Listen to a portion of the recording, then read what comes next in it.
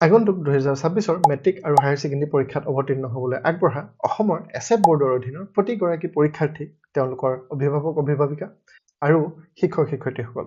আপোনালোক সকলোৰে সমস্ত চিন্তা ভাৱনাৰ ওৰ পৰিল এই যে অহা বছৰ হ'ব লগা বিধানসভা ইলেকশ্যন এছেম্বলি ইলেকশ্যনক লৈ আপোনালোকৰ চিন্তা হৈছিল যে ইয়াৰ প্ৰভাৱ কিজানি এই পৰীক্ষাৰ ডেটছৰ ওপৰত পৰিব নেকি এনে আটাইবিলাক চিন্তা ভাৱনাৰ ওৰ পেলাই আজি পুৱা ঠিক 10:03 ডক্টৰ হিমন্ত বিশ্ব শৰ্মা ডাঙৰীয়াই তেখেতৰ এক্স একাউণ্টৰ জৰিয়তে এটা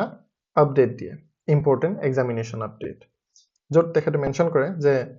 HSLC বা মেট্ৰিকুলেশ্যন পৰীক্ষা অহা বছৰ 2026ৰ বাবে আৰম্ভ কৰা হ'ব 10 ফেব্ৰুৱাৰী 2026 আৰু হায়াৰ ছেকেণ্ডাৰী ফাইনেল পৰীক্ষা অৰ্থাৎ উচ্চতৰ মাধ্যমিক চূড়ান্ত পৰীক্ষা আৰম্ভ কৰা হ'ব 11 ফেব্ৰুৱাৰী 2026 ই যদিও এটা অফিচিয়েল নটিফিকেশ্যন নহয় তথাপি ই যেহেতু অসমৰ মুখ্যমন্ত্ৰী ডক্টৰ হিমন্ত বিশ্ব শৰ্মা ডাঙৰীয়াৰ অথেণ্টিকেটেড এক্স একাউণ্টতে দিয়া এটা নটিফিকেশ্যন হয় গতিকে ইয়াক আমি অথেণ্টিক বুলি ধৰিব পাৰোঁ অৰ্থাৎ এই ডেটকেইটা আমি ফাইনেল বুলি ধৰিব পাৰোঁ এই পৰীক্ষাৰ ডিটেইল নটিফিকেশ্যন বা ডিটেইল যি প্ৰগ্ৰাম সেয়া নিশ্চয় অতি শীঘ্ৰেই এছেট বোৰ্ডৰ নিৰ্দিষ্ট ৱেবছাইটত আপলোড কৰা হ'ব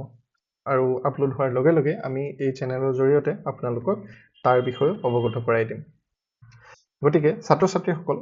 যেহেতু ডেট বাহিৰ হৈ গ'ল ডেট ফাইনেল হৈ গ'ল এতিয়া আৰু কঁকালত টঙালি বন্ধাৰ সময় আহি গ'ল আমি নিশ্চয় জানো যে তোমালোকে নিজৰ প্ৰস্তুতি সম্পূৰ্ণ ভালদৰে চলাই ৰাখিছা